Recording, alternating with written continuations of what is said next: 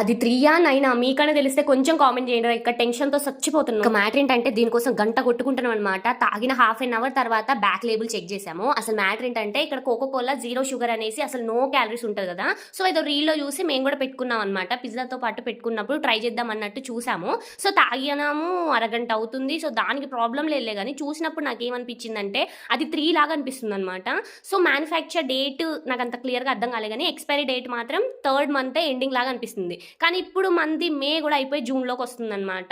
So నిజంగా మాకేమనిపించలేదు కానీ మా బుడ్డోడికి కూడా టేస్ట్ చేయించాం. ఎందుకంటే నో క్యాలరీస్ నో షుగర్ కాబట్టి కొంచెం చూపిద్దాం టేస్ట్ చూపిద్దాం అన్నట్టు కొంచెం టేస్ట్ చేయించాం అంతే. వామ్మో ఇదేంద్రా అనిపించింది అనమాట. సో ఇదైతే మేము జొమాటోలో ఆర్డర్ పెట్టుకున్నాం 70 రూపీస్ అంట. కానీ ఇది 9 3 నిజంగా టెన్షన్ ఉందన్నమాట. సో 9 అయితే ప్రాబ్లం లేదు, బట్ 3 అయితే ఖచ్చితంగా ప్రాబ్లమే. ఇక మేము ఉంటామో పోతామో అనిపిస్తుంది. వైపు చూస్తుంటే 3 అనిపిస్తుంది, ఒకవైపు క్లియర్గా చూస్తుంటే 9 అనిపిస్తుంది. అసలు అర్థం కావట్లేదు అనమాట. సో మీకన్నా కొంచెం అర్థమైతే కామెంట్ చేయండి ఖచ్చితంగా. సో ఖచ్చితంగా ఇదైతే 3 అయితే మాత్రం జొమాటో వాడిని అయితే అస్సలు వదలం. అదే 9 అయితే మాత్రం ప్రాబ్లం లేదనమాట. సో ఖచ్చితంగా కామెంట్ చేయడం మర్చిపోకండి. మీరు ఎప్పుడైనా ఇలాంటిది ఫేస్ చేశారా? నేనైతే ఇదైతే ఫస్ట్ టైం ఫేస్ చేస్తున్నా. నిజంగా టెన్షన్ వస్తుంది.